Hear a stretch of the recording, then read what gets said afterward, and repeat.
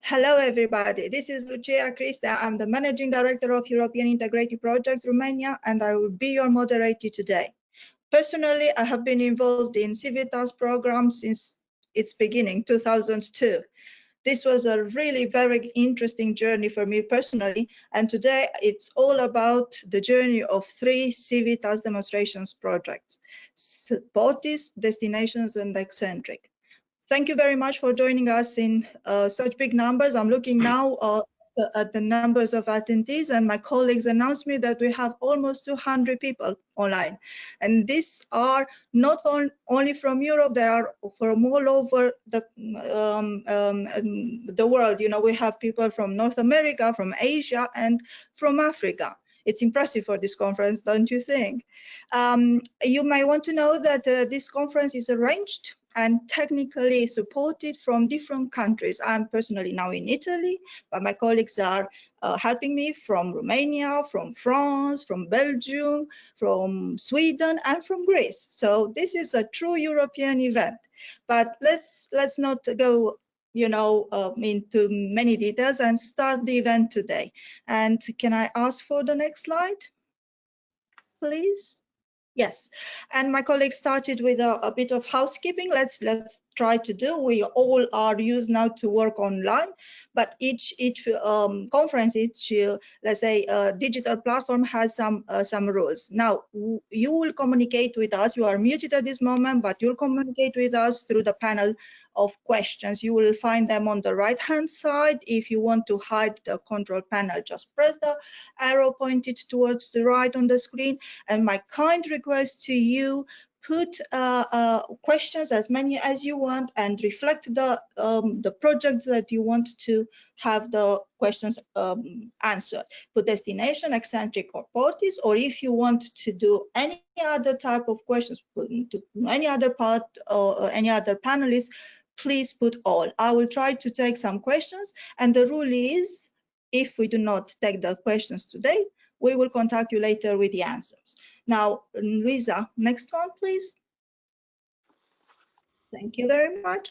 And allow me, because I have an impressive panel today and I have to learn about all of them. You know, some of them are my personal friends, but I have to give you very key information about them. Now, we have an excellent panel today, and I have to start by thanking Mr. Herald Ruijters, the director from DG MOVE. He is the director for investment, innovative and sustainable transport. He was previously involved in DG promoting the implementation of 20 projects in cooperation with European coordinators. We will also have, allow me to put the technology down, okay. We will have also Mrs. Octavia Stepan of INEA. She is the program manager for all 3 CIVITAS projects, and she is project officer, and you know, for many funded innovative sustainable mobility projects. She has a very good experience as urban planner, and she worked with many European countries until now. Now, going to the project, we have Mrs. Marijke de Rook. Yeah, Marijke works for the Antwerp Department of Urban Development, and she is responsible for stakeholder and citizens engagement. Her team support project leaders responsible for public space, transport and mobility, spatial planning, building permits, and many other domains. She is the coordinator of the Smart Waste Antwerp, and many of her teams have been supported CIVITAS Portes. May I dare to say she's the heart and soul of Antwerp team. They are in, and they are doing fantastic job. Destinations is represented by Mr. Claudio Montero. He is responsible for research and planning department in a public transport operator in Funchal, the island of Madeira. Claudio has many coordination roles since 2003, coordination roles in EC funded projects. Claudio is an Italian national, and prior to make the life change move to Madeira, he had many different roles in private and public sector in Italy. He worked in research in transport. Last but not least, Mr. Francisco Lopez Carmona, I hope I pronounced correctly, is the senior advisor for the Directorate General for Sustainability and Environmental Control for the City Council of Madrid. He is the coordinator of ECCENTRIC, and he is also coordinator for any other projects funded by European Commission, very key projects, you know. And yeah, these are a fantastic panelists. And before we go further, yeah, next slide, please. Yeah, we are talking about CIVITAS today, yeah, and CIVITAS is all about people, you know. The European Commission was fantastic in 2000 when they started to put together this program. It is all about cities, and I remember Marcel Rometz and Maria Alfayet when they started to let's say brainstorm some ideas how to find some funds for cities to take further the let's say their sustainable mobility plans. And what is very interesting in CIVITAS is the way the teams are formed.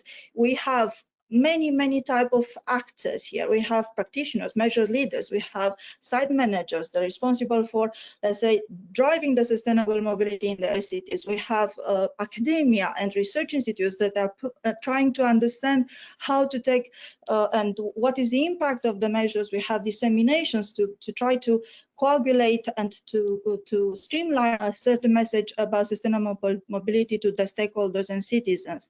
But what is important from my point of view is the politicians' involvement in this program. The politicians were the building block of the program, in my opinion, because they were part of the team day to day, supporting their teams, local teams, to develop sustainable mobility, let's say, measures. So I think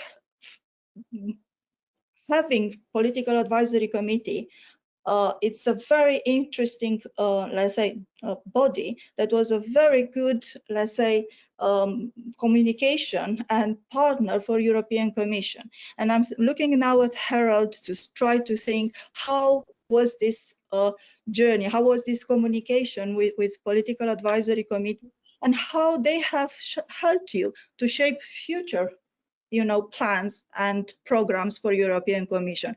I do hope that you will present us, if you please, present us European Commission plans and programs for the future. Thank you, Herald. The floor or the microphone is yours.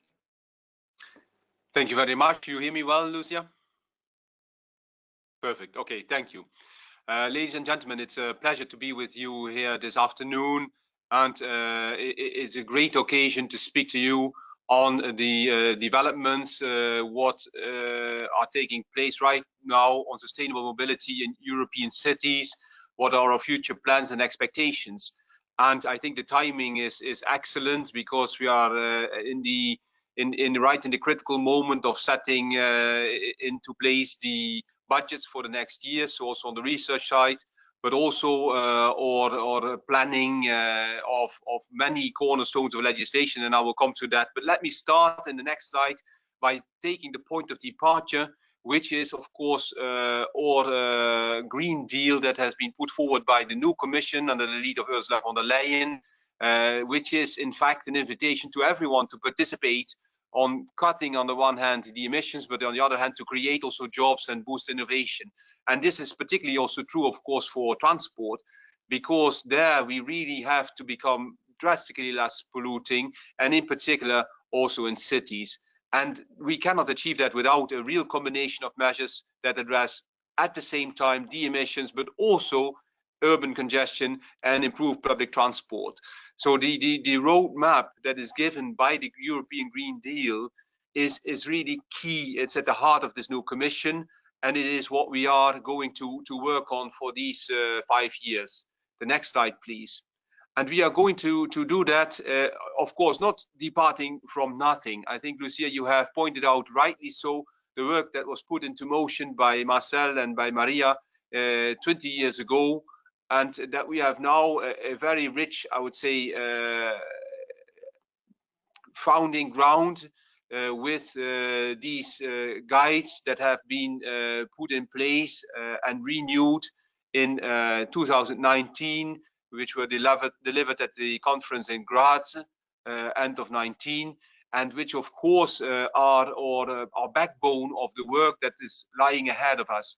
And on top, in 2020, we have been working in particular on a special guide on COVID and urban mobility, and we are continuing to work also on gender and vulnerable groups and freight and logistics planning in urban nodes, which will be additional guides, topical guides in the whole range of work that we have been doing on the sustainable urban mobility planning. And it's crucial. It is a living environment, very much so, Lucia. It's a very vivid community, and we know that still more is to follow in the coming years. So from that basis, we have, of course, now the work that's lying ahead of us. First of all, we are going to work on a urban mobility package, and that is most close, I think, to the work here of the CIVITAS community and what I need to highlight. As you know, the urban mobility package dates back to 2013, and we are evaluating it currently, which should be available end of this year. Upon that evaluation, we will base our new urban mobility package for 2021, and we expect it could be there in the late summer of 21, possibly September, informed also by the results of a further study that we are doing, a fact-finding study with over 120 cities that are participating to look at the status and future needs regarding zero-emission urban mobility. Now, that is, of course, a very good basis for this work, for the new urban mobility package, because we know that everything we have done in the past is having very, very good results, but we still need quite a lot of progress. We still have a lot of congestion and poor air quality. We still have too high CO2 emissions and road accidents. And so these four basic points really need to be addressed, and we have new challenges to consider with the connectivity between the urban nodes and also the peri-urban and rural areas, with the accelerating of the climate and environmental crises, which we see very well over the last even weeks and months, still this week with the enormous floodings in Italy and France. The new mobility services enabled by digitalization, in particular the developments that we have seen with the mobility as a service, MaaS, and of course also the impact of COVID and the changes that it brought already in mobility, work and consumption patterns. These are essential, of course, new challenges that we cannot take out from the work that we are doing under the evaluation of the urban mobility package and the formulation of a new package for 2021. But this has to be seen in a broader framework in which we have, of course, a framework of legislation and policy elements, with first of all the new sustainable and smart transport strategy to come, and that will of course be our point of departure from the Green Deal to the strategy to the urban mobility package, and that strategy we expect to be with us in December 2020. And the strategy will point at the fact that we will need to make each of the transport modes smart, green and resilient, and that we cannot leave out, or that we cannot base ourselves only on modal shift, and that we cannot leave out also the urban nodes and the urban dimension from this. So that will be a very strong, I would say, strategy focusing on what to do for the next 10 years. The new urban mobility initiative fits within that. And it's going to be, of course, not a fully new strategy and a new initiative. We have to base ourselves, as I indicated in the previous slides, upon what has been worked in the past, the sustainable urban mobility plans, with a clear framework there. And we also want, of course, to extend that to mobility management, and that will be linked with the 10T urban nodes, with the involvement of member states, which was a clear criticism also in the Court of Auditors exercise, and also a coherent approach to urban mobility data. And we have also had very, very recently extensive work ongoing, and it's still continuing, on SUMI, on the Sustainable Urban Mobility Indicators, which is absolutely necessary. And we hope that we can have a benchmarking tool being finalized in order to address also those indicators. Linked to it are the investments, which are on top of this slide. And we are looking very much at the new kid on the block, the recovery and Resilience Facility, where there are a lot of billions of euros for green and digital. But we need to combine them, of course, with the other budgets available. And I think for urban, and that's also the link, of course, through the urban mobility package and the TEN-T, also on the Connecting Europe facility, the Invest EU, and of course research, there where the CIVITAS has its origin and where we need to continue. And where those two slides I want to conclude. So the next slide, please. Of course, CIVITAS comes out of the research and innovation area. Horizon Europe will be our next program, succeeding to Horizon 2020. And within that, we want to continue, of course, the work of CIVITAS, hoping that it can be a strong dimension of the work that is being done under Horizon Europe, in combination with the partnership on cities and the city's mission. And these different elements need to be very well combined. And they even need to go beyond that, because we also have, of course, a KIC, a knowledge and innovation community, urban mobility. We also have ELENA, which is another dimension of research that is supporting energy and transport, also in particular on the urban side. And we have our regular work program. Now, all of these 6 elements should be combined into a powerful tool to continue the work that we are doing also here today in the closing of 3 CIVITAS projects that have been very important over the past years, and that will help to deliver into the next stages. So the last slide then highlights, in fact, where we would like to see, in particular, also the next generation of the CIVITAS topics, and that we have been proposing, the focus where we want to go within those 6 under Horizon Europe, in particular for CIVITAS. And you see here the different themes listed up: public transport, new mobility services, safe and sustainable urban mobility, and urban logistics. And each of these are important. We have a feeling that we have not finalized our work in CIVITAS on them. The challenges that I was highlighting to before, also with the climate change, the COVID crisis, the new mobility services, they all contribute to give input into these 4 research areas under the CIVITAS topics. And they should allow to also achieve then finally the Green Deal in urban. The Green Deal that is absolutely crucial and that we cannot circumvent.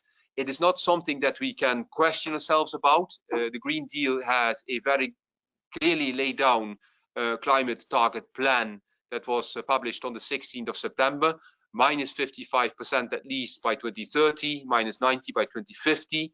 There is no way that we can say this is not a reality. We are still needing a lot of, let's say, thoughts and discussions on what we are going to do. We know what we have to do, and we therefore know what research has to contribute in order to get there.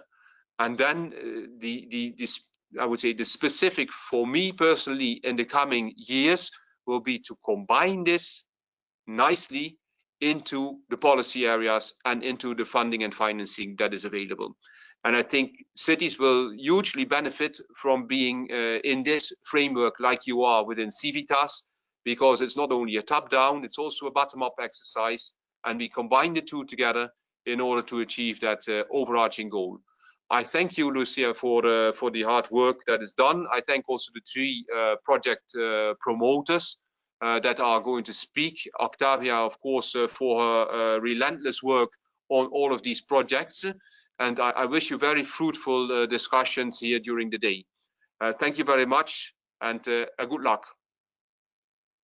Thank you, Herald. Really, really appreciate it, and not only the time, but the information and the type of news us. I think many people will be so happy the CIVITAS program is on your radar, you know, and it will continue. And I think that the areas that you set for CIVITAS are, even they are not new, they are very important, because the world is in change, the new things are happening, and we have to keep them the backbone of the sustainable mobility in Europe. I personally thank you, and I would like to extend my thanks to all your colleagues in DG MOVE for what they have done. I'm particularly satisfied to see that you treat different areas, and in particular the peri-urban areas and rural mobility, as quite top on your agenda. And I think it's impressive the work we have to do together from now on, yeah, to keep the sustainable mobility in our cities. Once again, thank you very much. And if we have any questions towards you addressed, we will contact you later on. Yeah, thank you very much for your time. Thank you. Thank you. Thank you, Herald. Okay, so these were very encouraging news that we heard from the Commission. I think many people in the audience will be very happy that there are lots of funds and lots of let's say programs structured for sustainable mobility in Europe. And I think this is very good news even for INEA, because INEA is the core part of you know, of how to manage this sustainable mobility. And this is why we invited today Octavia. Octavia represents INEA, and Octavia not only that represents INEA, is our, let's say, active, let's say, partner in CIVITAS. She was with us since day one, and she is the program manager for CIVITAS for all three projects. Octavia, the microphone is yours to tell us, what do you think about CIVITAS? What did you want to achieve in CIVITAS from us? So hello, good morning, everybody. First of all, I just want to check whether you can hear me and see me, and you can see my slides as well. Okay. Perfect. So then, yes, I'm looking forward for this event. It is a pleasure to be here and to be invited to participate. Thank you for this very kind invitation. I will try in my presentation to, as Lucia said, to set a little bit the scene, to see how the key aspects of the CIVITAS initiative have been taken on board or have been integrated in the three CIVITAS demonstration projects, Destination, ECCENTRIC, and PORTIS. But first, just a short presentation of what my agency is doing, and especially in urban mobility. So you can see on the right side of this slide that we are currently running a number of projects in urban mobility in different programs. In, of course, Horizon 2020 Smart, Green and Integrated Transport, in Smart Cities and Communities, as well as in safe urban nodes. According to our statistics, we are counting now 103 urban mobility projects and a total, with a total EU funding about 886 million. Of course, the agency, as you heard maybe when you participated at the Urban Mobility Days, will develop. And besides the programs that you have here on these slides that we are now managing, Horizon parts of Horizon 2020 and CEF, both transport and energy, we will also continue to, we have just started this year with the Innovation Fund. And there is more to come in the future. And this is what you can see on this slide. Unfortunately, things have turned a little bit upside down, but the text doesn't fit very well the frameworks, but I hope you can still read it. So the agency will continue to manage Horizon Europe, and Herald has just spoke about this part of Horizon Europe that involves transport, energy, and climate. And then in this part, we have, of course, we'll continue to look into the transport part, the energy part, where also smart cities and CIVITAS are included. But apart from that, we will continue to manage the innovation fund that supports demonstration of innovative low carbon technologies. And to all of this, we will add a LIFE program that will, supports mitigation and adaptation to climate change. On the, let's say, deployment side, and let's say leaving a little bit the research part, we will now also look into the next Connecting Europe facility with transport and energy. The telecommunication part will now go to the to another agency, so we will no longer be in charge with CEF telecommunication part. Then we will have the renewable financing mechanisms. That is again towards deployment, and then it will support member states to work more closely together towards individual and collective renewable energy targets. And finally, the Just Transition Mechanism, that is a program that is under developed by DG Regio. And then idea would be that we will ensure transition towards climate neutrality through this mechanism, and implementing, let's say, projects through this mechanism. Okay, then now moving to our session and trying to understand these aspects of CIVITAS and how, let's say, why is CIVITAS here, and how the 3 projects have succeeded or not, maybe, in integrating these aspects. First of all, I would like to say that, as you are aware, the whole idea of CIVITAS was practically to support the cities, the local communities, in exploring how the new technologies, the innovative services could be better integrated in order to deliver a better, a more efficient and a clean transport. Of course, also what it is important to think about is that on top of this, it's also important to explore how demographic and social trends will influence the future and will influence how the transport and urban mobility will look like. So this idea, of course, how to better put, let's say, for the service and at the service of urban mobility, all these new technologies, all these trends, and how we can better make use of them in order to have a better and a cleaner transport system, was done initially. There was this idea to have the CIVITAS initiative. You all know that initially CIVITAS had or was, when it started in 2002.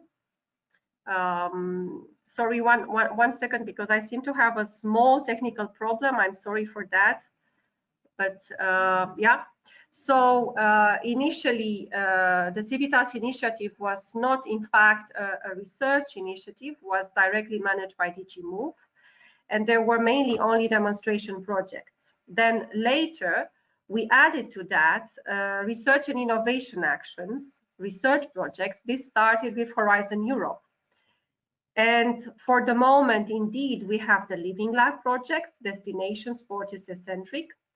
But we also have, in parallel with these projects, research and innovation actions that look at a certain aspect, like congestion, or transport planning and modeling, or active modes, etc.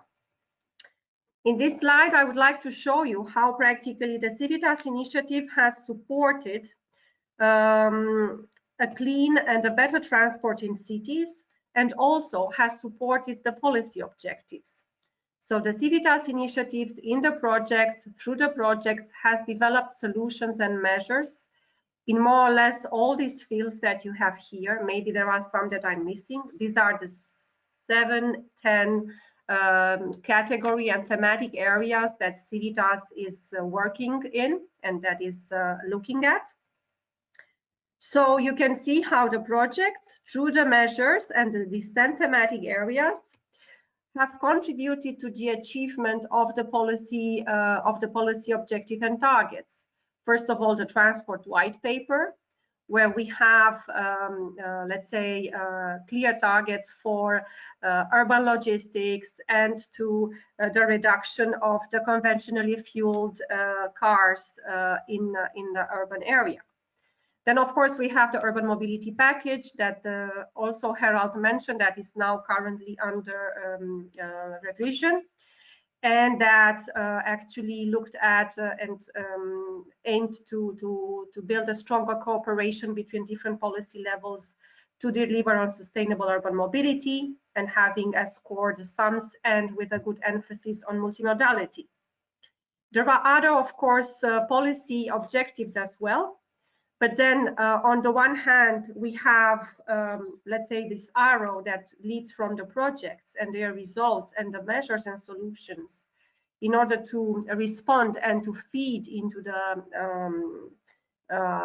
policy part and to support the achievement of the policy objectives. However, in addition, we also have a second aspect that is practically an effective policy development, an effective program development and implementation will raise questions or new questions that research and innovation projects can help to answer. And then practically we have a two-way direction. So this is particularly, so this type of two-way interaction from projects and programs to the policy, and then from the policy towards the projects. This is particularly, let's say, relevant in the case of urban mobility sector and also in the case of CIVITAS. Just an example is the, let's say, this double-way, this two-way interaction is very well, let's say, established and very well developed are the sustainable urban mobility plans. But we can also say that in integrated planning, when we speak about land use transport integration and strategies as well, or other sectors, or other areas like new mobility services. Going more into the understanding of the main aspects of CIVITAS and the main elements of CIVITAS. I would like to stress, let's say, 4 key elements that I hope we will later have the opportunity to focus on, and the speakers and the 3 project coordinators will touch upon in their presentations and discussions this afternoon. So first of all, I think one of the most important aspects and one of the most important features of CIVITAS is the integration.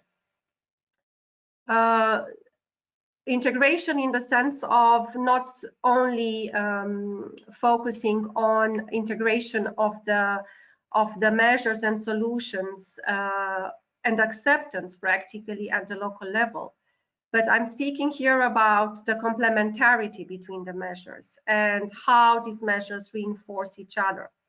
This was in fact one of the sentences that can be found in the topic description where the projects have applied and where the 3 projects have received funding.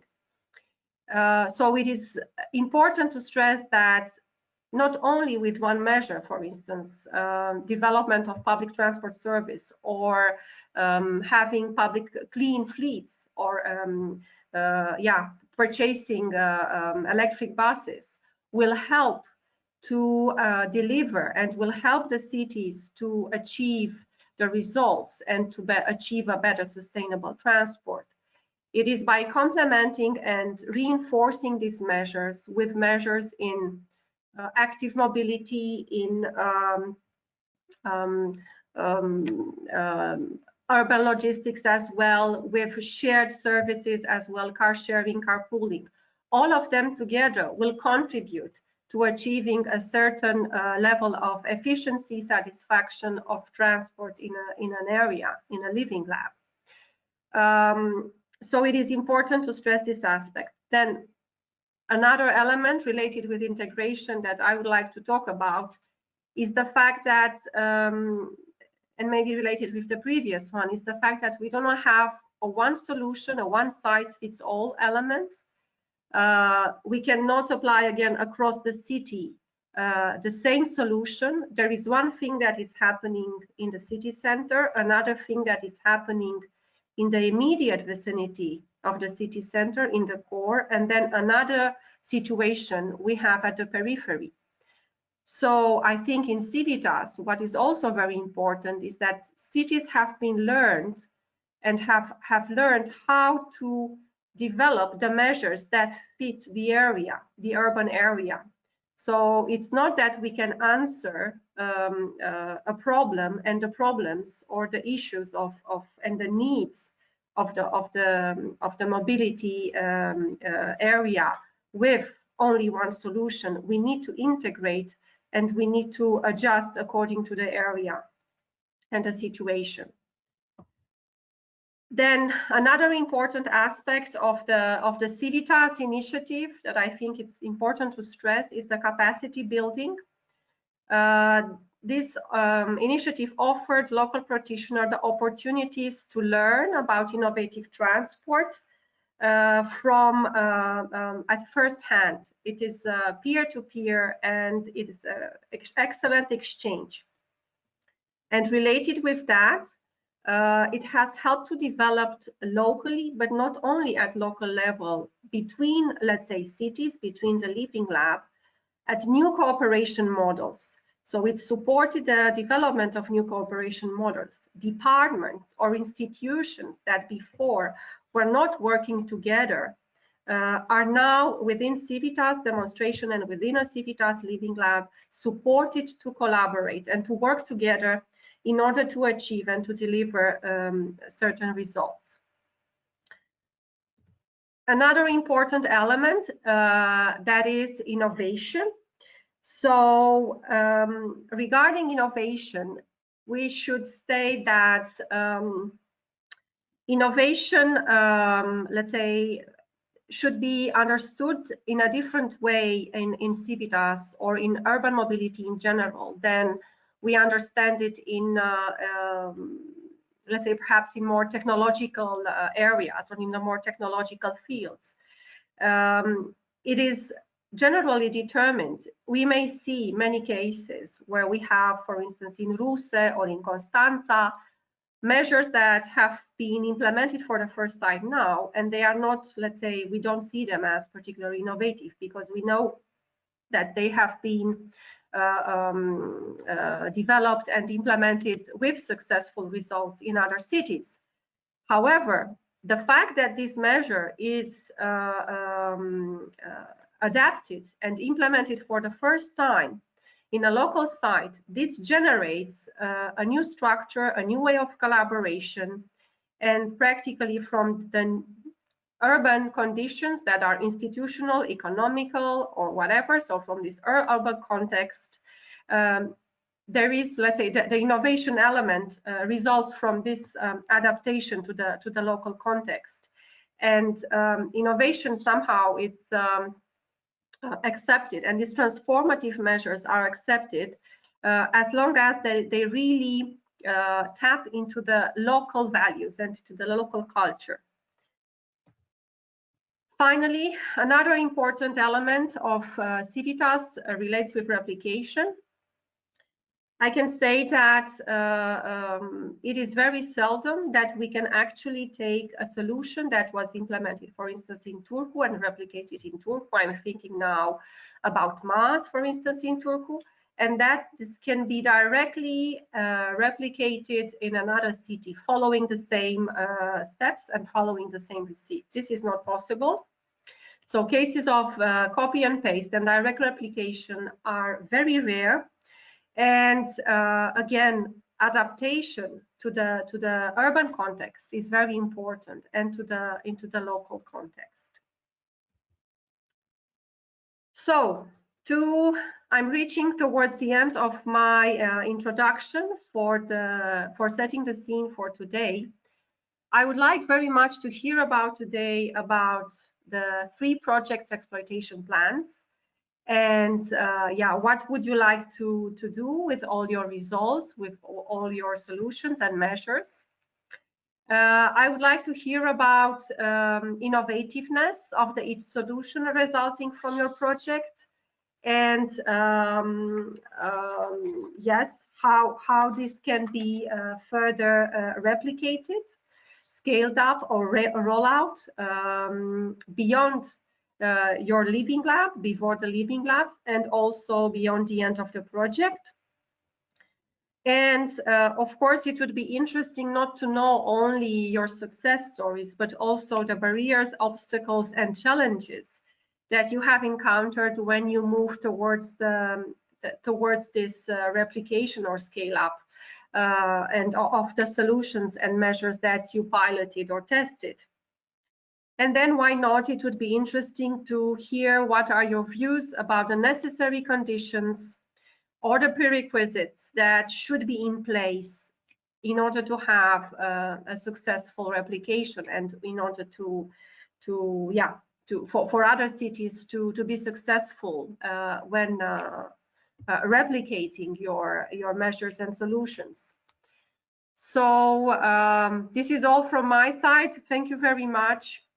If you want to know more about the future and about the possibilities to further replicate and to further deploy the solutions, please follow INEA and try to consider the next programs that we will manage as a potential way and a potential solution to further replicate your solutions and to deploy them. Thank you.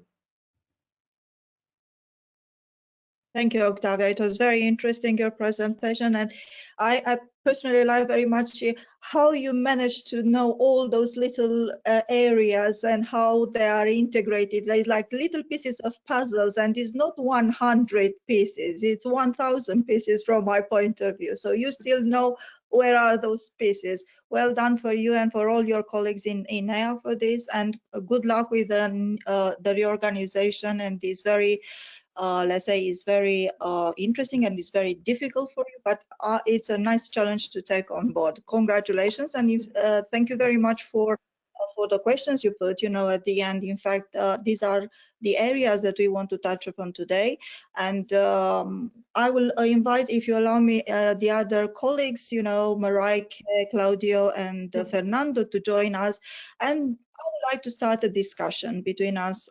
You said the scene nicely. Herald says something. Hello, Mareike. Hello, Claudio. Hello, Francisco. Hello. Thank you very much. Thank you so much. So it was very interesting because Octavia put some nice questions there, and I think one of the issues, and usually when we have this type of, let's say, the meetings like this, and at the end of the program, we start, what was the process? How did you start? What was the steps to achieve what you achieved? I will turn a bit the situation, and we'll start with what she said. What are your plans? Is this the end, or is only the beginning? Please, just in any order, please try give me your points of view. What is it? What are your legacy plans? Okay, shall I start? Make a sign like this. Yeah. Yes, please, Mareike. Yes. Yeah. Shall I start for PORTIS? I think the main legacy here is that we've had quite a number of partnerships set up during these past 4 years.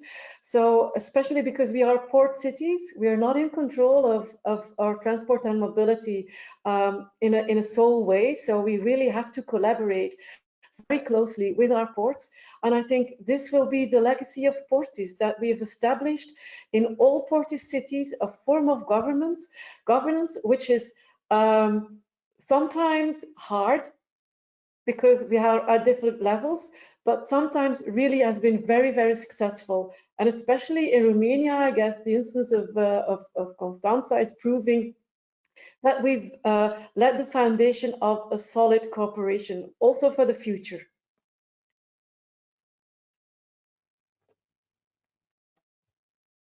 Yes, as regards ECCENTRIC, we have had a degree of, let's say, institutionalization of the results of the project, so that it has pervaded the business as usual of the partner cities by changing regulations, by including some of the results on the sustainable urban mobility plans, and by building partnerships not only with the academia and companies and other partners, but also with local stakeholders in the neighborhood, so that we believe these are the foundations for the future deployment and extension of the results of the project. Thank you. Thank you very much, Francisco. Claudio, do you have any comments on this? Yes, for destination, surely the topic revealed to be extremely interesting. So in destination, we take over the tourism and sustainable mobility, and it's a very fresh topic. There is a lot to research and to make more accurate pilot, and it was nice because we face not only so we know that transport services are public services, no? But in this project we face also private field. So tourism is revenue oriented. So and we join in our project private and public. So these are, I believe, there are enormous legacies for next project. Yeah. Thank you so much. If you are asked to give in 1 minute, you know, a statement about what was the major highlight of the project from your point of view, can you do it? 1 minute. If I can ask Francisco, yeah, 1 minute. What was the thing that you would like to share with everybody and you want to continue on working?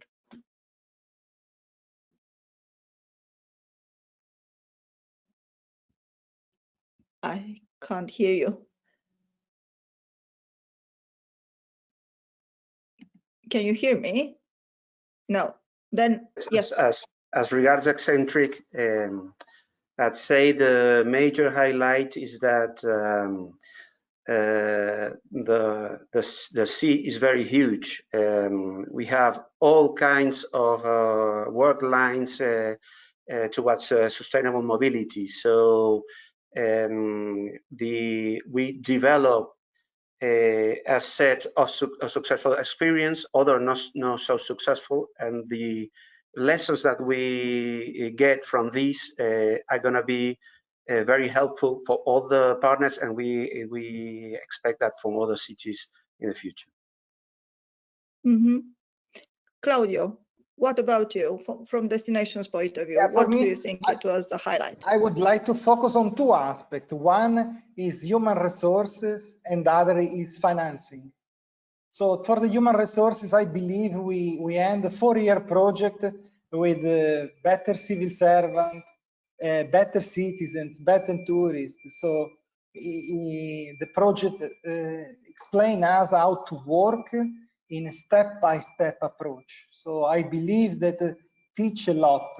And for investment, because our project around 20 million euro at the total.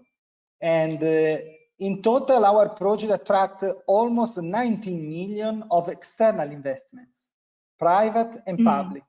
So I believe we have here two big capitals, human resources that improve a lot, and financing that attracted on this asset. So for me, well, speaking to Octavia, to INEA, and to DG MOVE, we have to keep this scheme alive and continue. Great, thank you so much. And before I would kindly ask you to do your presentation, Marijke, what is the highlight from PORTIS perspective? Well, actually, I'm glad I can add a third one, because I can really agree with what Francisco and Claudio have already said. And I think the third one is, on top of the fact that we were able to accompany a number of investments, that we were able to attract a lot of very competent and capable people, we were also allowed to experiment and to learn and to fail. And I think that's a very important takeaway, because this is something that is not, we wouldn't have been able to learn and experiment. And it was not always the recipe that we had from the textbook that worked. Often that failed. And then that challenged us to come up with better solutions. And this will be also in my presentation. So you'll see where we failed, but then what kind of ideas this sparked, because often it's because of failure that you, when you keep your eye on the challenge, that you're compelled to think better, to think further, and you come up with solutions that are often simple, easy, but nobody has thought of them before.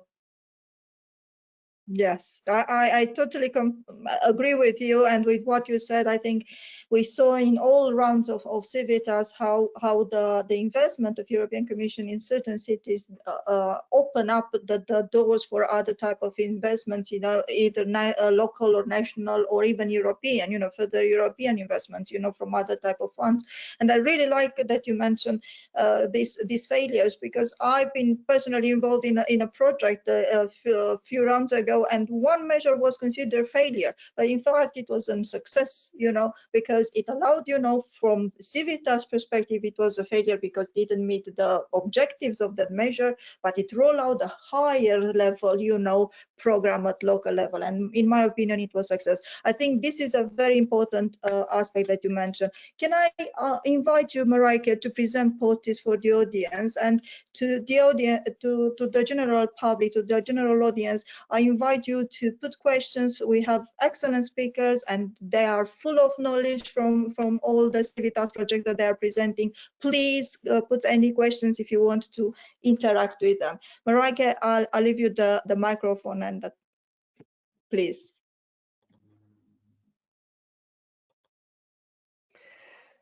Hello everyone, it is my pleasure to bring the Living Labs of CIVITAS PORTIS on stage. Klaipeda, Aberdeen and Antwerp, Trieste and Constanza are 5 port cities located on the 4 European seas. We've gathered 33 partners to implement and test 49 innovative measures to improve the livability in our cities and the growth of our ports. These 5 port cities are interesting living labs because they are all urban nodes on the TEN-T network, and all ports are key in our European supply chain. As a consequence, 3 of our 5 ports are run by national governments. So setting up a fruitful dialogue between the national and the local level was an important first step towards more sustainable urban mobility plans. All port cities focus strongly on behavioral change. So for instance, Klaipeda started by involving its residents in the preparation of its SUMP. And Aberdeen and Antwerp engaged employers to make their workers commute more sustainably. Trieste and Constanza launched PORTIS Days and gave the streets to pedestrians and cyclists during the European Urban Mobility Week, and saw that the paradigm is beginning to shift carefully from cars to more active travel. All our awareness-raising campaigns start with a thorough analysis of the main barriers and drivers of our travelers. If road safety is an issue, address this before you start your campaign, and you'll see more people jump on their bikes to ride to the port. Now, cycling is also a comfortable way to explore your city. So the city of Trieste launched a shared e-bike system for both its residents and its visitors. And why E? Well, if you've been to Trieste, you'll know that it's a city filled with slopes. And this brings us seamlessly to a number of smaller and larger improvements of the transport system, focusing both on active and collective or public travel. Klaipeda, for instance, invested in a safe bike storage to encourage more people to cycle. And why not invest in park and bike facilities so that commuters can leave the city by tram and step on a bike to ride to the port? Or was it the other way around? This brings us to a number of measures that focus on improving public transport. In Klaipėda, buses were equipped with smart tools which make the commute easier and which yield very interesting data and customer insights. In Constanța, the gate to the port was changed to make room for public transport, even though national law in Romania forbids public buses to enter. An interesting challenge for the Constanța Mobility Forum. In Trieste, buses were introduced in the old port, a new requalified part of the city, which has a lot to offer for both residents and visitors. And more up north, in Aberdeen, the city redesigned one of its main arteries to make room for both active travelers and public transport, creating a very welcoming city center. And now we're talking about buses and transport. Why not introduce buses for cyclists in the port who need to cross the river and the docks and who are not allowed in the TEN-T tunnels? And while we're at it, why wouldn't we think of creating a water bus to connect the dots between the city and the ports? It's obvious. Innovations are often variations and combinations of old themes. A new theme on the horizon is traffic data, which form the basis of several applications that are meant to encourage walking, exploring, and combining several modes. MaaS was established as a strong concept, and micromobility or shared mobility is on the rise. So applications are adapted and expanded to make travelers familiar with this new way of life. And also on the rise is electromobility. More and more e-chargers are provided, and not only for cars. Our ports too are planning e-chargers for ships as well. Ships and freight, they are what ports are all about. When freight leaves the port over the road, you may want to prioritize these trucks at your crossroads and reduce CO2 emissions. Or you may want to shift the movements of containers on your TEN-T network to the nightly hours so as to reduce congestion during daytime. You can also redesign the main artery crossing your city center to keep out heavy freight, or you can start a collaboration with logistic companies to use electrical cargo bikes in your city and support your local businesses by means of a marketplace for mobility. It's clear. We've learned a lot in our Living Labs, and we're glad we've been able to share our insights and successful measures with other port cities such as Ningbo in China, Valencia, Odessa, Hull, and so on. We would have been able to share more if COVID hadn't happened. But never waste a good crisis. COVID gave some of our port cities a chance to quickly reconvert streets meant for cars into streets meant for people. In Aberdeen, we've tested the impact of flower boxes, and in Antwerp, paint is a placeholder for trees, terraces, and outdoor shops. In the meanwhile, all our ports remained open to keep us supplied with food, energy, and medicine. Thank you very much for listening, and I look forward to answering your questions. Thank you very much, Marike. It was very interesting. Even I was part of the PORTIS project. It was so interesting to see your presentation. And one quick question I have for you. You know, you saw that in the presentation of Herald and what Octavia also said, the European Green Deal has a very important role. We know now that it focuses on ports and on airports, and especially on port cities.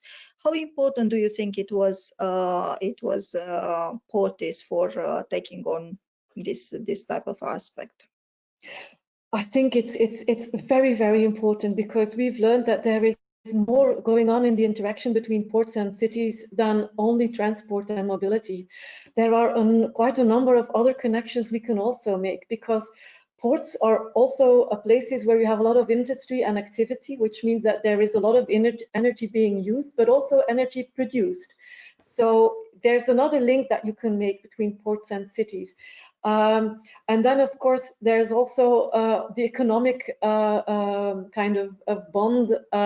So you, as a port needs a lot of laborers, you attract quite a number of people, and these people need housing. So again, here is an energy aspect that is involved. But in the meantime, yeah, ports also need a lot of space. So there's another impact also on nature and on green. So there are quite a number of areas where ports and cities interact. And I think where there was already a good governance model in place, it was obvious that mobility and transport was one of the first topics to put on the agenda. We've seen this is also one of the items that is opening the discussion, for instance, in Klaipeda and also in Constanza, and also in Aberdeen. But now you see more topics entering the agenda. So it's land use, it's also about spatial planning, and it's also about energy. So there is more and more that comes into the picture. And it's also about inclusion, because the bigger your port becomes, the more important it is to get people, also people without cars, to the jobs in the ports. So it's an ecosystem which is multifaceted.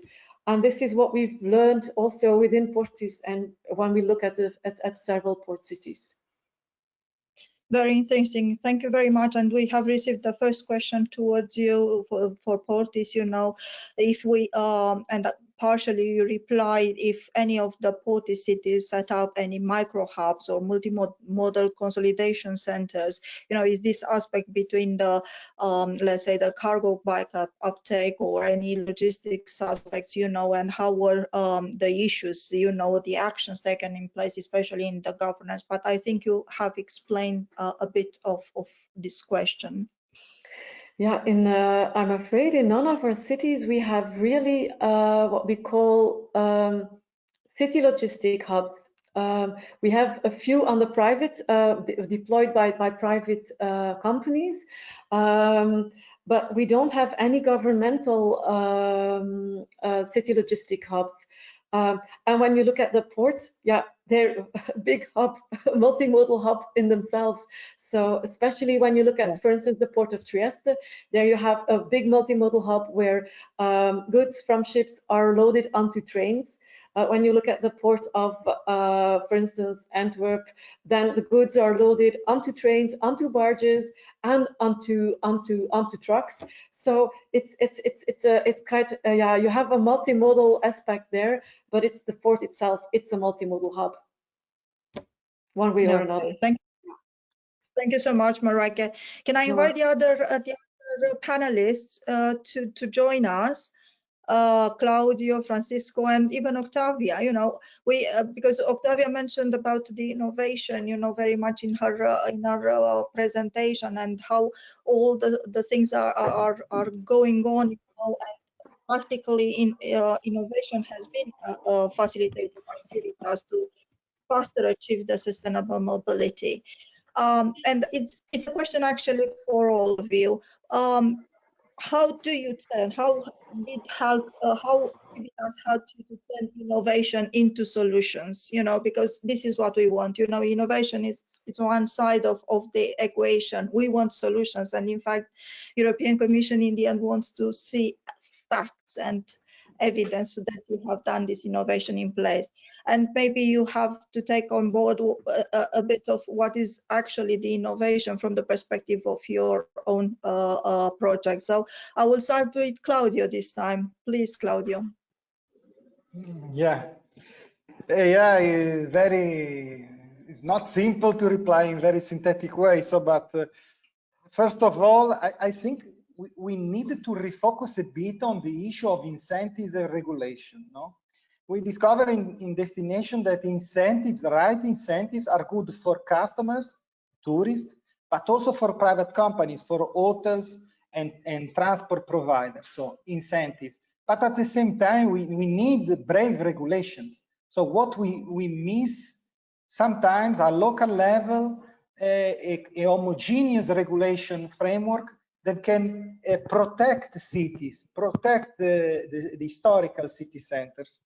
Yeah, maybe incentive the regulation.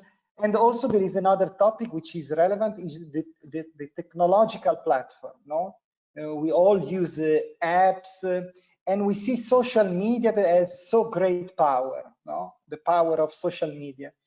So I think that also in this case, I think regulation or a different organization of the market can make us work in a different, at a different level. So we are very small with very tailor-made solution, and there is no broad idea. So we are, it's like Goliath struggling David, no? So we are smaller, David smaller with giants. So maybe a different approach to regulation at higher level is more than welcome.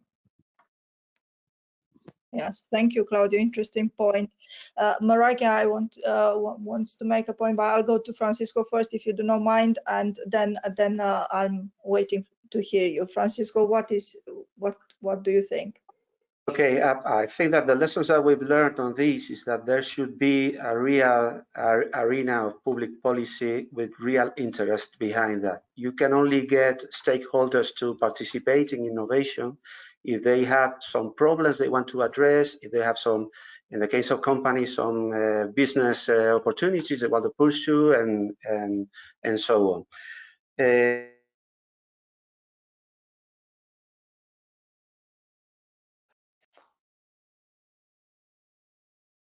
I think we lost your sound. I thought it was only me, but I think we lost your sound. 1 minute. We'll go to Marika, solve your issues, technical issues, and we'll come back to you, Francisco. Marika. Yeah, I'd like to kind of Yes, Francisco's back. Okay, sorry. So short network interruption, I think. So I'd say that, having said that, the innovation is very related with the word integration. We have to integrate solutions. Sometimes you see pictures in these presentations and see solutions that are deployed in other cities, in other environments, but the fact that you deploy them after stakeholder related dialogue, a careful analysis of the area in which we're deploying, etc., is key for successful innovation. So I'll say that. Great, thank you so much. Very, very important point, you know, about how you have to bring everybody at the table, you know, to deploy, let's say, solutions. Indeed, Marika. Yeah, I fully agree with Francisco, but I'd like to elaborate on something that Claudio said, because I touched upon it in my presentation, but when you look at new technology, and especially when you look at the apps that we've all been trying to build to support our travelers, whether they are private travelers or personal travelers, or whether we're looking at logistics, they too may need this kind of support, online support. There it's really crucial, because transport and mobility doesn't stop at the borders of our cities, nor at the borders of our countries.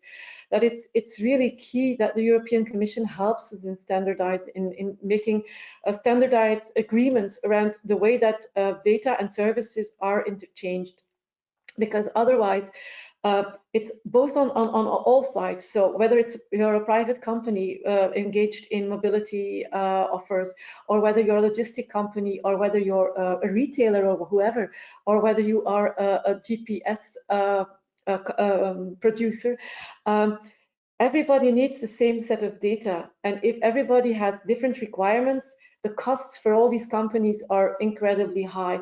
And if every time they cross a border, they need to adapt the kind of data that they exchange, again, costs will soar. And what will end is everybody will share its data with Google, and they will have a monopoly.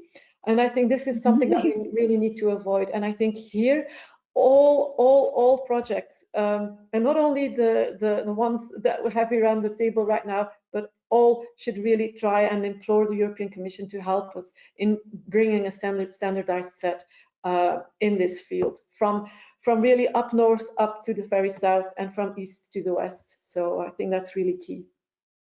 I think I want to capitalize on what you said now, Marijke, and I would like to address a question to Octavia. Octavia presented very nicely how the CIVITAS program has been enlarged by different research projects. You know, I really like the fact that how you put that slide together. And for me personally, it shows how important CIVITAS is for you as a mechanism to invest in innovation. What do you think, how concretely these research projects could help the demonstration projects to like those featured today? So the question is, if I understand correctly, how research projects, the CIVITAS research projects, can help more or better the demonstration projects. Yes, the integration between these ones. I think what you have done as a program is very interesting for me. As you said, from 2000, I think from Horizon 2020, you introduced this research and innovation that are very interesting projects, and I think this mechanism to put them together. Yeah, I mean, of course, CIVITAS, as it was until now, hopefully it will continue like this in the future, is an ideal test bed for what is happening in the research. And all the CIVITAS, including the 3 ones, demonstration project, including the 3 ones today, always had, let's say, besides a pure implementation dimension, also they had a research dimension as well. I would stress, let's say, one aspect that is, I think, very important and that makes bridge from research to implementation. And this is, for instance, the evaluation framework of CIVITAS. This is very, let's say, a kind of this evaluation framework, in fact, helps a lot to see how implementation happens for a solution, let's say, innovative, how implementation happens in real life, and then what is tested within a CIVITAS demonstration can then be further fed or can be further serve as input for the research. So then you can kind of complete the circle. Yeah, and then for let's say for a further deployment at a larger scale, yeah, because this was commented by many of you, including from Claudio and from Marijke, and also from yeah, I think that of course the European Commission plays an important role with regards to regulation and all the other parts. I think this is more the job of my colleagues in the parent DGs to focus on and to look at. So I leave the floor there for them to discuss and to debate this. Or, in fact, what I want to say is that I think you know, the CIVITAS is a first step, gives the support. It's the first kick, but then I think it's also somehow the responsibility of the local, regional, and national level as well to step in and to kind of facilitate this, because it's not that it's only the Commission that can support in that. It's also the national and also the regional governments, depending on each country, that actually will, if they let's say engage and they believe in it, in the end, they will further support a mass and a large deployment. Yes, I think this gives me exactly the link to the next question. In fact, Octavia, you know, the puzzles are coming together now thanks to you. You know, because I think, you know, sometimes the transport issues are discussed in in isolation. And I'm thinking, you know, we have to start thinking, you know, beyond the transport aspects and the destinations, ports, and even ECCENTRIC prove us that if we go and develop links with other sectors, helps us to expand a bit of area, the pool of stakeholders. And like Francisco said, my question now for all of you, you know, especially for the coordinators, is how challenging is for you to work with other sectors. We all know the policies are not aligned, you know, we work in bubbles, you work in bubbles, you know, you have each of you have a budget, you know, a vision, a different vision, different strategies. How big is the effort for you to start integrating? Because you have been revolutionary, in my opinion. You know, this is the first round of CIVITAS where all three projects, you know, all the projects have had a very strong message, a strong line.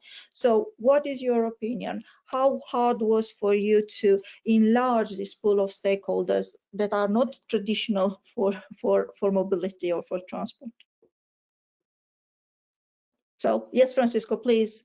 It was on one side, it was quite easy because we are dealing with problems that they have, interests that they have, as I said before. So it's easy to involve people who are aligned, at least in the definition of the problems that need to be solved. On the other part, is quite difficult in terms that local authorities work with very limited resources, particularly public space. When we talk about public space, there's big discussions on this. So it's a mixed experience, I'd say. Great, thank you. Marika, please. And Claudio, for your presentation. Well, I agree with Francisco. The reason why you can easily engage people is that mobility and transport is something that everybody is affected by every day. Unless you're stuck at home due to COVID. But then again, it's you're also affected by mobility and transport. So it's a very personal thing. And so it's also a very emotional topic. So it's very easy to mobilize people, to get them active and to participate. But it also means, because quite a number of people have really a very close relationship with their car. It kind of defines them. So it's in setting the paradigm right. It's often very difficult because it becomes very personal. So this is it's a reason why it's very easy to engage people. But on the other hand, the fact that we see right now very clear what the impact is of the climate crisis that we're in, there are also quite a number of people passionate about this and willing to do something about it. And this also has been triggering quite a number of actors and groups and organizations to join us. If you would have told me about 4 years ago or 5 years ago that we would liaise with the biggest civil movements in Antwerp, for instance, I wouldn't have believed it. But somehow we found a common goal, and I think this is happening in all the cities. It's about the livability of the city, and it's about finding the right balance. And livability of the city has got to do with, of course, air quality and noise levels, but also with the way that we'll be able to mitigate the effects of climate change and try to reduce the effects of climate change. So it's all coming together. So I think it's a sociological trend that is also helping us in setting up these close collaborations. Right, thank you very much. Claudio, I think you were the ones that created the links with I start agreeing with Francisco that stakeholder involvement is extremely time consuming. So our public administration, believe me, our public administration are not ready, are not focused on this, can have engineers, architects, but there is very few people that has the skills and capability to make good stakeholder involvement. And I only close regarding the involvement of stakeholder with a small provocation, because in our project, for example, it's not, so there are many actors that don't want to cooperate. No? For example, making an example of rental car companies. So since the beginning of the project, we fight to involve them. But it's very difficult in this case because to have cooperation, you have to have win-win solutions. No? But it's very difficult when the other side has a divergent objective than yours. And in this case, regulation is essential. The rental car is completely free market. And how we can fight with this? And this is only a question, a rhetorical question. This is the challenge. I think you took it, and I think there was so many other issues that you start putting together in destinations, putting the sectors together, and you'll have some nice example. I do hope that you present this one in your very quick Pechakucha style presentation. You know, keep us active, and the audience, please put some questions. You know, if you have for us here. Thank you, Claudio. The floor is yours, or the microphone is yours. Thank you very much.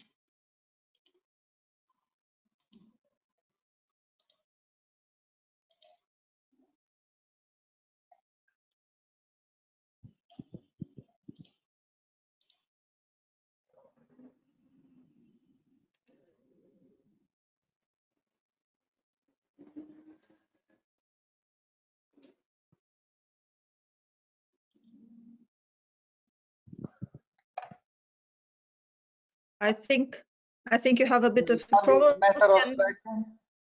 Yeah, can Luisa run the show for you? No, it's only 2 seconds. I need only 2 seconds. Okay, because while the you PC is slowing down. yes, and while you solve your issues, I can kindly ask the audience to start putting some questions for audience. I saw some questions already coming. As I mentioned, you know, make a clear reference to whom you want to address the questions, to what project you want to address the questions, or if you would like to address the questions for everybody else. You know, I think that the issues that have been discussed until now, they are very important. The aspects that everybody put on slides and into the discussion, brought into the discussion, are extremely important. And my you know, my kind request for you is to start the let's say discussion from your side too. Claudio, how are we doing with that technology? Yeah, it's only 1 second. Yes, the presentation is super heavy. Thank you for the patience. Okay, thank you, Claudio. Good luck. Thank you.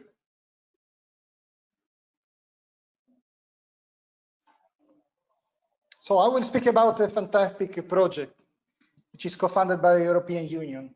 It's a CIVITAS destination. It's focused on the urban mobility and tourism in small and medium cities. This adventure started in 2016 and will end in 2021.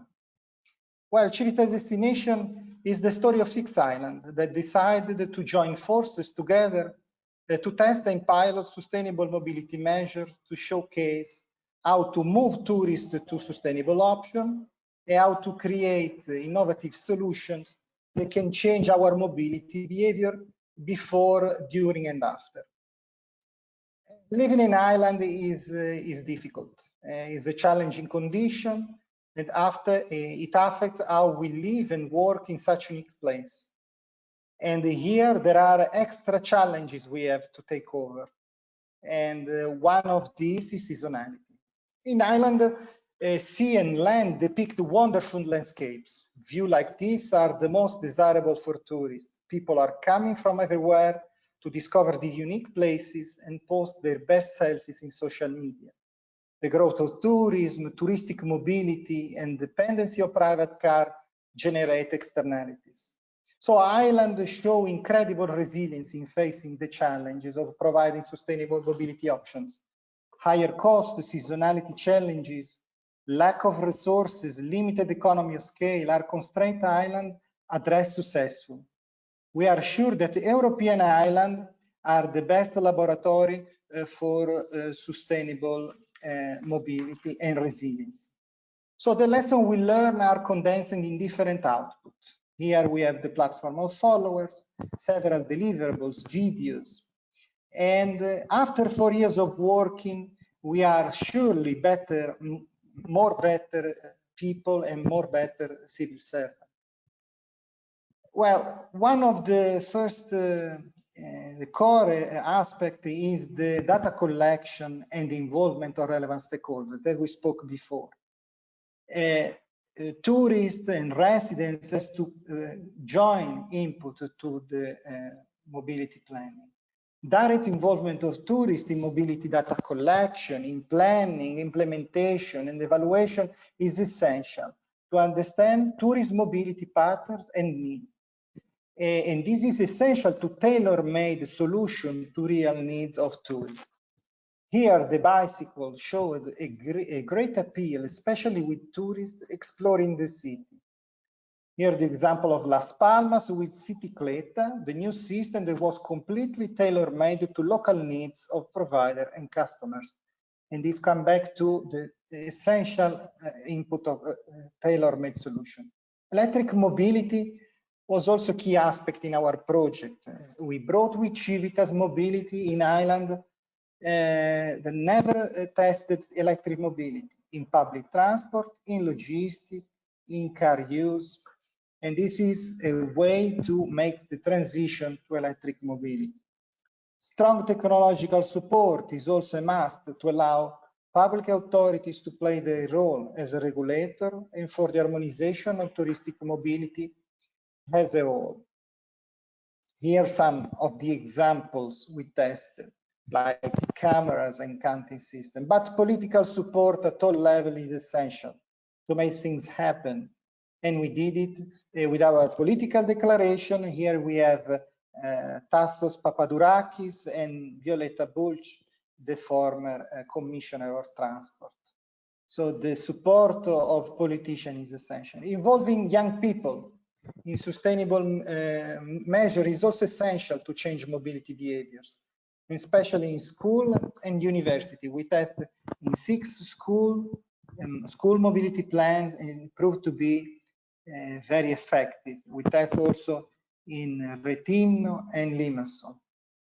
Here, a nice picture of events we organized with residents and tourists. This was a way to attract interest to alternative transport modes, like Bike Fridays in Limassol. It was an example. I also spoke about the cooperation, win-win cooperation between private and public sector. Prizes and awards proved to be effective incentives to move touristic actors to adopt and promote green mobility solution to their guests. Here, the prizes awarded in Limassol.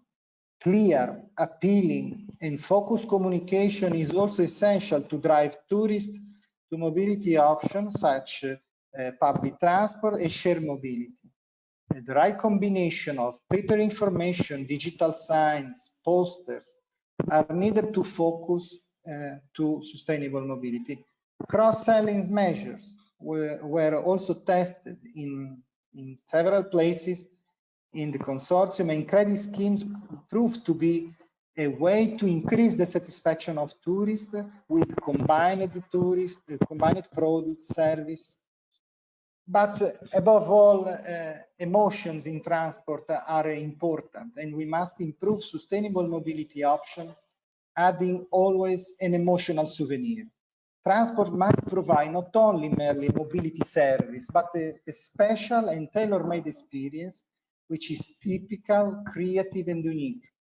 If travelers had a positive experience with sustainable transport, this will reinforce the propensity to use cleaner transport modes at home too.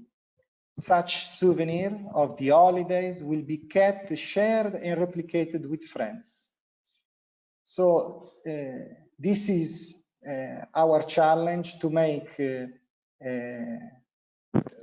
travels a sustainable experience and test sustainable mobility option also a destination, a touristic destination. This was the core of our project. So, thank you very much for your attention. Here, our partners and the consortium. Thank you very much. Thank you very much indeed, Claudio. It was really a pleasure for me to see how different links have been created in destinations between transport and tourism, especially. And I think these destinations become let's say a big let's say landmark for this. And I think many other let's say cities interested in linking the tourism and transport will learn a few things from destinations. Just a very quick question. We work very closely together in destinations on this aspect. But how quickly do you think? How much do you think that destination help to create stronger links between this? Because especially in destinations, in touristic destinations, there is a very important let's say mobility aspect, related to the tourism services. How close is now this link? Well, the tourism so is something exceptional. So people want to travel and to discover, to have new and fresh sensation. So the challenge we discover is to try to join to mobility service that are intended by tourist people as one of the several services they need to provide, like accommodation, like restoration or excursion. So we are one of the value chain, one of the sequence of the value. So here our challenge, so to include in our services, which is merely a transport service, something that can be reminded, something that can change your behavioral approach, and you can change your mobility pattern. So this is the challenge. Absolutely. I think the approach in destinations was very interesting, and I really like the approach of trying to, let's say, build new sustainability behavior even in a destination city. So can I invite again all the speakers, to join us, because the CIVITAS projects they were always, having in mind the end user, which are the citizens, and this means that it's you have to build a very close collaboration and communication, a very good link between yourselves as public authorities, as cities, and the end users. And this, in fact, it helps you to build communities. My question to all of you is how difficult is to engage people and to create communities, people close to you, close to embrace your views, and you in the same time to take on board their views. I think it's a very important aspect, and I'll come back to you, Francisco, at the end when you do the presentation. But I would like to start with Marijke, because you have these smart cities of Antwerp, or I don't know correctly the name. It's a very big important communication campaign that you develop for the end users. Yeah, it's actually telling, in Dutch it sounds better because it says you're very smart if you do it this way when you go to Antwerp. So it's actually a kind of a compliment that you give to people. It's very difficult to translate into English. But the fact that you have such a complimentary name for what you're doing helps people, whether they are single travelers, but especially also companies. They want to liaise with this kind of compliment. So we've built a Facebook group and we've built a LinkedIn community digitally, and that's mainly for the individuals. But what we've also done is really engage a number of big employers, but also port companies. And here we were smart in that we used the fact that our port authority had already established a good relationship with quite a number of port companies. Well, if you can capitalize on that, then it's very easy to build communities.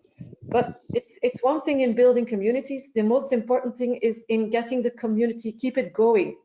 So this means that you really need to engage your community, that you have to set events, that you have to tell success stories, but that you also have to ask people within the community to share the things that were difficult, where they bumped into, and how they solved it. So this is how you use the communities as a kind of a self-support group. And this really worked. So it's working right now, both in our employer approach, but also, and it's not only in Antwerp, it's also working, we see in Aberdeen.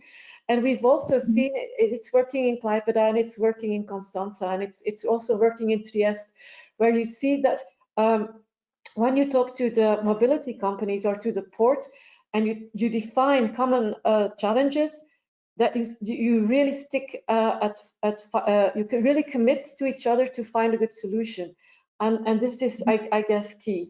So this open communication is really, it's the key, it's the cement for all your communities.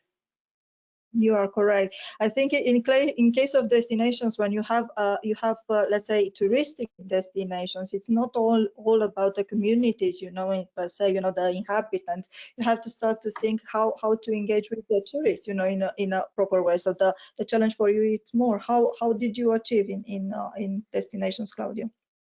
Yeah, the key is always to give the right services and right products to the tourist, and if you want to achieve these objectives, obviously every tourism stakeholders is driven by these objectives. So we are I am nice to be honest. So in our small islands, especially communication is something we improved with this project. So this project bring platform technologies, app that before was not so considered not so relevant. So mobility projects are technical projects. So this was an enormous improvement in our island. So we improved a lot. I particularly like that there were so many measures that instead of thinking only on the climate or only on tourists, they think about all. And I think this is the key message. You know, think about all, and then in this way you can build, let's say, trust and confidence with your end user.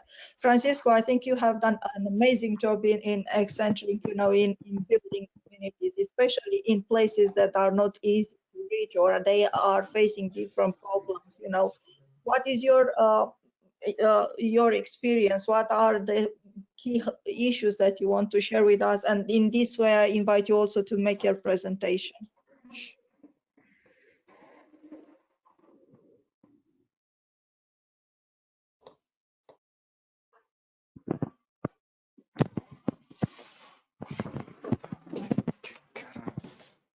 You have still the microphone off and the camera is off. Yeah, can you put the microphone on? Yes. Yes. Here I am again. Sorry. No worries. Yes, we can hear you. So I think I've you lost have the audio for a moment. I've lost the audio for a moment. You can start your presentation, and then you can give us some insights about how you engage the communities, how you've done fantastic job in ECCENTRIC, you know, to engage with certain type of communities. So can we share now your screen? We can't hear you.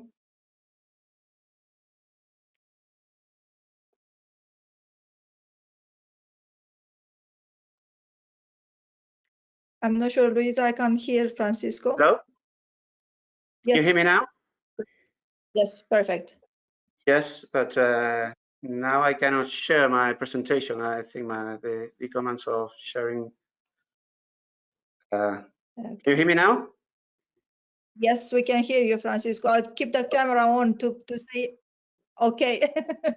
Okay, let's try to share the screen. Can you see my screen? Yes. Okay. Perfect. Can you full screen, please? Sorry? Full screen. Full screen, yes. Okay, so let's talk a little about ECCENTRIC, which is the project we've been dealing with for, I'd say, more than 4 years now from its beginnings. And ECCENTRIC is about sustainable mobility. And sustainable mobility has many aspects. One of them we usually don't pay attention to is peripheral neighborhoods. We hear all the times about interventions about the city on city centers, but most of the population in European cities, especially youngest and less affluent, live in peripheral neighborhoods, which have specific mobility challenges. Some of them are crisscrossed by urban highways, and we find a car-centered design. Few design for pedestrians, few design for the bicycle, fewer public transport services and facilities than in central areas. So the whole context of the city should be addressed too. Other aspect that we deal with sustainable mobility is urban freight logistics. We need to realize that it is blooming. Hundreds of parcels are delivered every day to our same doors and businesses and so on. So it is necessary to think about the sustainable mobility issues on this. So we came together, 5 cities, up to 29 partners, and we've been working for this period with meetings and teleconferencing, on this, particularly in this later stage, and so on. And we use a non-standard approach, which is particularly suitable for urban peripheral areas, which is the Living Lab. So we use a real life test environment, bringing together people, neighbors, business, and the public administration. And we did a lot of things on this. For example, we worked a lot on intergenerational mobility, sustainable mobility solutions. Co-creation campaign in Russia, campaigns in Madrid as well, intergenerational training or mobility services in Munich, etc. We worked also on mobility as a service. Mobility as a service is about integration. So we integrated, we perform experiences of integration of services, mobility services, and with others, such as the experience of going to the theater with the mobility provision ready. We have been also working about walking and cycling sustainability. With experiences of providing better infrastructure, ensuring the durability of these solutions, and when there's roadworks, such as in Stockholm and others. If you talk about sustainability, you have to talk about public transport, which is an issue related of the backbone of a sustainable mobility system. And we have experience such as spiriting the core bus routes in Stockholm, on the deployment of electric and hybrid buses in Madrid and other cities. And we need to connect this public transport network with other transportation modes, particularly shared mobility. So we have some experiences as well during the project, like this one you see in Munich, about e-mobility stations and the infrastructure. You need to talk about infrastructure for clean vehicles if you want to deploy it. So we have also these experiences in several cities. This image corresponds to Stockholm, where there was this deployment of charging streets, and also of prototypes. This is a prototype that you may see that was tested in Munich as part of the works of ECCENTRIC, together with car sharing, hotels, courier services, and other mobility services. If we talk about the other pillar of our project, sustainable freight, this is about vehicles. So we developed a vehicle prototype like the one you are seeing in the picture, which was developed and tested in Madrid. But it is also freight. Freight is also about logistics and services. And we have also some complementary experiences, such as the concierge system developed in Munich for a specific neighborhood, and consolidation centers, and the change of local regulations. But repetition is not enough. It's necessary to foster the deployment of the solutions that we found. So we are ready to share and deploy the finishing of the documents necessary for that purpose. We finally made a specific reassessment of the project about the COVID-19 crisis. So we have developed a set of recommendations, including for example, the need to ensure the focus on health and the competitivity of the public transport. So this is more or less my presentation, and I'll be happy to answer any question that you may have on this. Thank you very much. Thank you so much, Francisco. I think the way you work together, all cities, to create this aspect and to build the communities, from my point of view, is very important. You know, and one quick question: you notice in Herald's presentation today, you know, that one of the key aspects is that they want to invest a bit more on peri-urban areas and rural areas. But from your perspective, from CIVITAS ECCENTRIC perspective, how will you take forward this opportunity based on ECCENTRIC? Of course, this is one of the chances that we have to promote the ECCENTRIC results, the adoption of ECCENTRIC results in other cities, not in peripheral areas. You have to take into consideration that the tests that we perform concern specific areas, and even within the cities that are members of the consortium, we have a specific task of deployment of generalization that will be accomplished during the next year. So this line of work by the European Commission is a very welcome one. Oh, excellent. Great news, I think. Can I invite all the panelists to let's say draw some conclusions of today and give some, let's say, key recommendations for the audience, you know, and if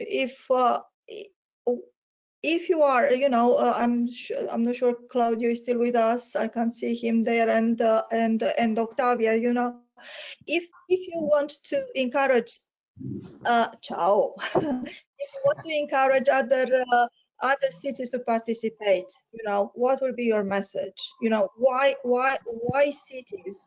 You know, what cities could get out of CIVITAS? What will be the message at the end of the project? You know, how will you encourage cities to come to the project or in a CIVITAS project?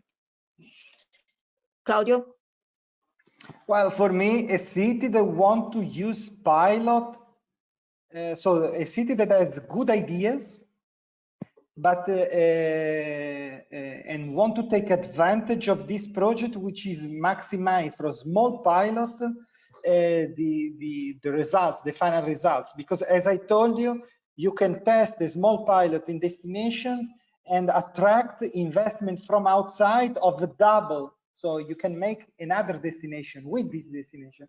So the project for me, it's very good. So every city should apply. Great. And I more than bigger, I suggest the smaller cities. So smaller, better.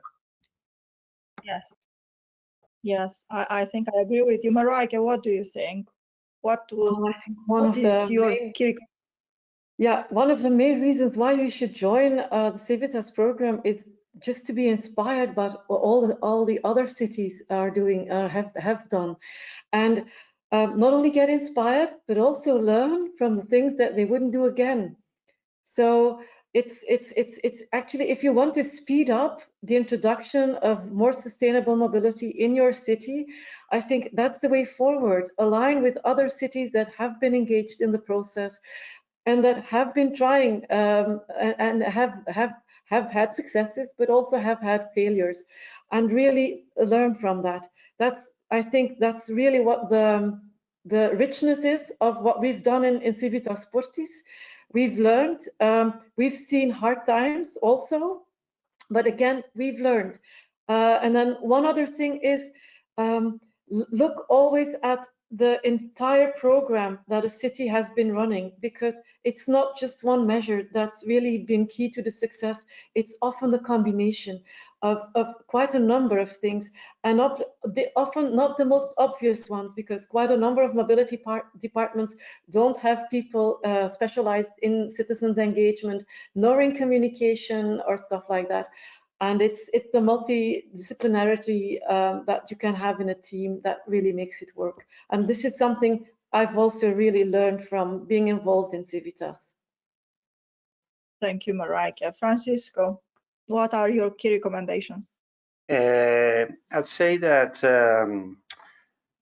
one, it's about capacity building. So by participating in this kind of project, you strengthen your capacities in order to focus and face the challenges that the city has.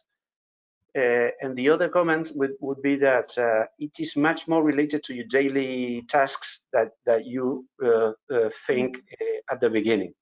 So when you enter, this is a European project, I don't know exactly, this is about strategy, solutions, testing things. I'm not a scientist, I'm a public manager. But in fact, you find that it is very, very intensively related to what you do on a daily basis.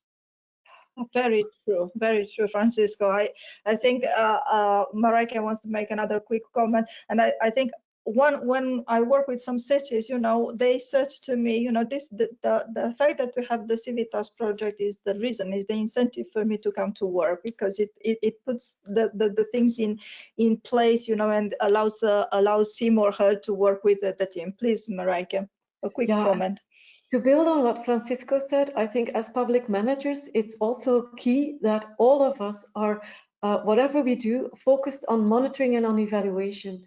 And I think this was for quite a number of partners in the CIVITAS PORTIS project, quite a challenge. But it's even for the let's say the front-runner cities, it still remains a challenge, because we were also a test city for SUMI. And I must say that was a lesson in humility. So there's still quite a lot of ground to be covered there. I think it's good that we are being challenged. So also from from the perspective of a public manager, I think the CIVITAS work has helped us to grow and develop. And wouldn't say become better, but we try to be better. Yeah, and let's not diminish the power of evaluation to allow you as cities to say the story and to build for new policies, new strategies and new policies. And I think this is very good. I have a quick question for Octavia, and this is from the public, Octavia. You know, it's and actually it's quite an interesting one. Says, if you have to single out only one aspect about the legacy of the CIVITAS initiative, what would be that aspect? And it has a continuation. Also for the future, one aspect about what you expect from CIVITAS initiatives in the next 10 years.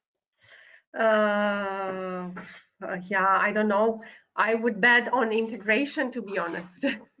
I think this is of course, integration understood not only in the entire complexity, as I tried to explain it earlier, but if I may, because of course I was not coordinating CIVITAS project as a coordinator, but I would like to give, from my perspective as project manager, 3 elements that I consider essential for the cities that would like to get involved in the CIVITAS initiative, starting next year, hopefully. So these are first, as a city and then as a consortium, when you put it up together, I think it's important to have a very clear vision of what you want to do with your transport, with your urban transport. What is that you want to achieve? A very clear vision. Based on that vision, you would need a good plan. a good plan translated in a good project, a stable project. This is very important, because if this is not clear from the beginning, then there will be a lot of hiccups and moments of hesitation on the way of implementing the project. Then I bet a lot on the project coordinator and also on the Living Lab coordinators, on the site managers, to really be deploy oriented and to really be oriented towards delivering the results. This is very key as well from my experience. So you really, if you want to be a city, you really need to identify the person that would be capable at the local site to really coordinate all the measures that are taking place there. And and last but not least, I think it's very important that you have a very, very strong commitment from the local authorities, especially the politicians, of course. And of course, we are all aware that the political priorities may change during the course of the project, especially the political priorities related with urban mobility and sustainable urban mobility. However, once a city engages in such a program and such an initiative as citizens, as CIVITAS, then they would need to be sure that from day one, from the moment they are applying and submitting in the proposal, they need to ensure that there will be commitment from the local authority and the political level that the measures and everything will be carried out until the end. So yeah, I think these are, let's say, success elements that will support the delivery of the project, of a CIVITAS project, and the success of the measures and solutions that you plan to do locally. Very clear message, Octavia. Very clear message, and I personally like the fact that you started with integration, because the integration, was the basis, of creating the CIVITAS program, and it remained the, let's say, the building block and the essential key to let's say, to deploy innovation and solutions in CIVITAS, in my opinion. Just a quick note, Herald is not here. We have only a few minutes, but we have Octavia, and I'm sure that Octavia will send a message to the Commission. I know her, she's a very good girl, and she will go with a message of CIVITAS projects to the Commission. If you, as coordinators, at this moment, you would like to make a recommendation to the Commission to change something in the program, what will be that recommendation? A quick one, quick. Who wants to start? Show me the sign. I've got an impossible one. Yeah, Mariah.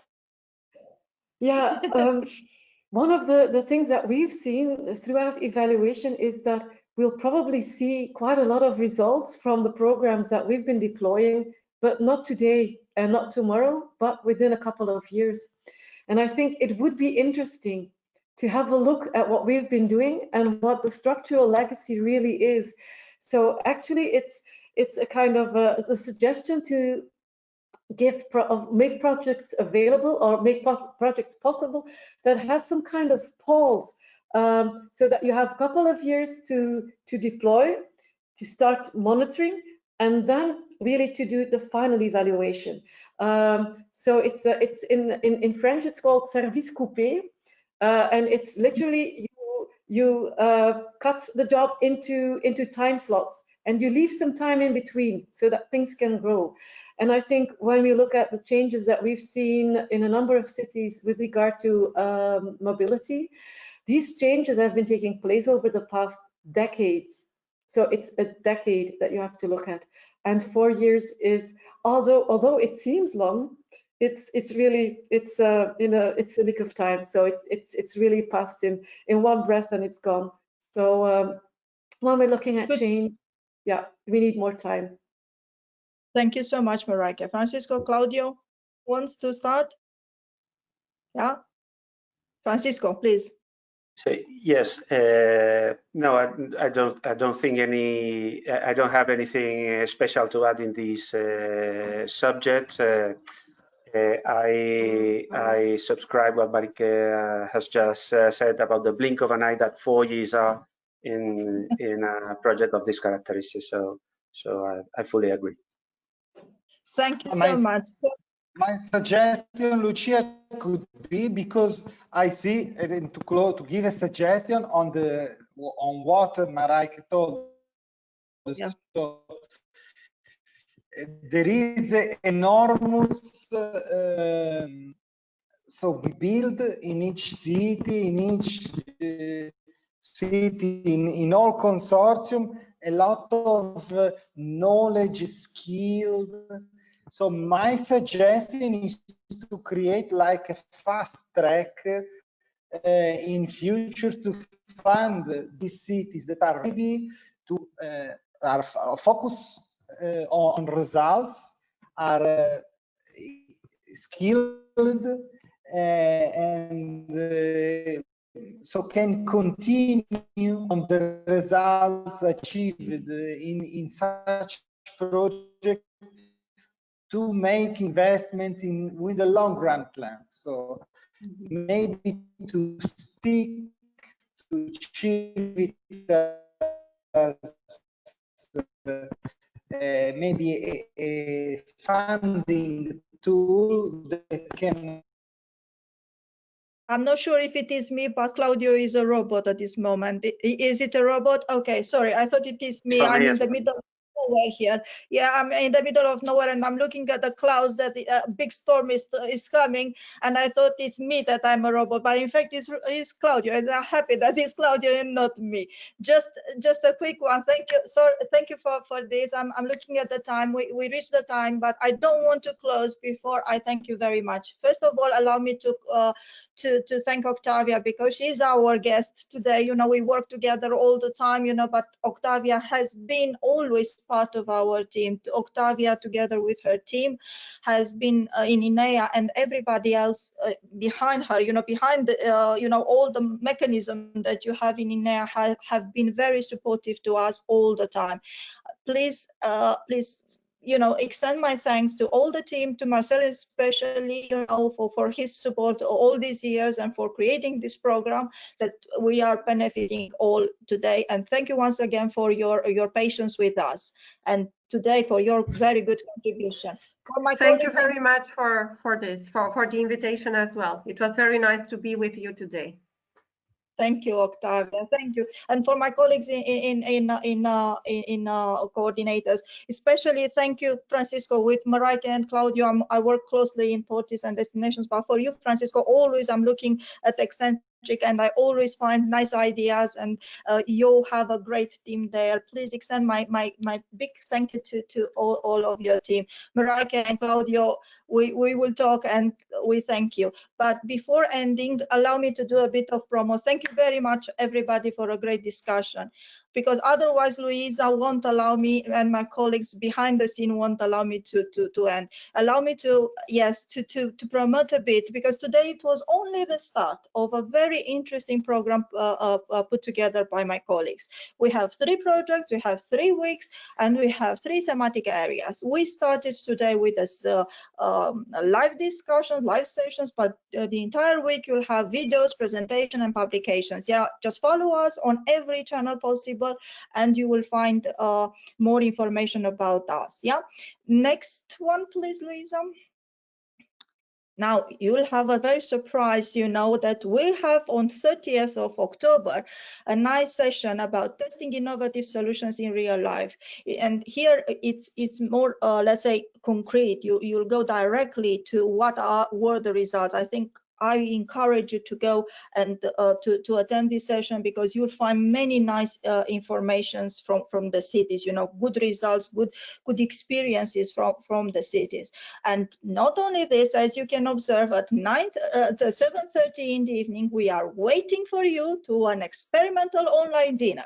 So my colleagues are extremely creative. So what they will do, they will send you in email 6 recipes, if I'm not, if I'm not mistaken, 6 meals, you know, from all the cities that we are in every project we are, and we encourage you to create those meals, and let's get together at 7:30 CET. If you don't like to cook and you do not have the possibility to take all the ingredients, don't worry. Just take a glass of wine and just join us. CIVITAS is a community, but I dare to say CIVITAS is a family. Not many people like these ideas, but I think it's a family. And the last sessions that we organize is on 20th of October, at 2:30, where again we find out more about cities, about solutions like this. And please register and join these sessions, because there will be very, very nice presentations. Next one, please, Luisa. Yeah, thank you very much. And on this last note, allow me, because I worked in CIVITAS from the beginning, and I know the huge amount of effort and how many people are behind the scene. We see only these 3 people here in front of us, but behind them it's a huge team.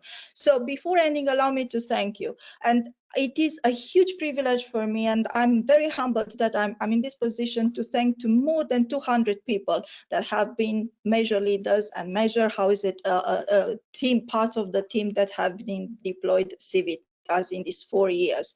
A big thank you for the city managers for all their active daily involvement in keeping alive the flame of interest and energy to deploy the sustainable mobility in their cities.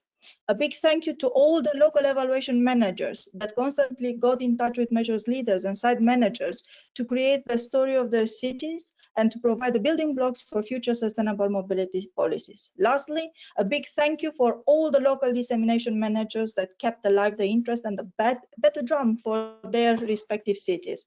In the end, a big thank you for all those that helped me behind the scene. You do not see how many people are here behind the scene, not behind me, because we are working in a virtual environment, but all the project managers that are of ECCENTRIC, of PORTIS and Destination, Esther, Ingrid, and Panos, and not, I have to mention Luisa. She was the soul of this one. She kept pushing me on WhatsApp, on Skype, on everything, just to be sure that I have all the information for today. A big, big thank you for you. And allow me, before the dinner, just to raise a glass of Prosecco for all of you. Just I anticipate the dinner on 7 next time. So thank you very much. And if Luisa can go on the next slide, this is not the end. Yeah, this is not even the beginning of the end. This is just perhaps the end of the beginning. Good luck in what we are doing. Thank you very much for your time. Bye bye. Have a nice afternoon. Chin chin.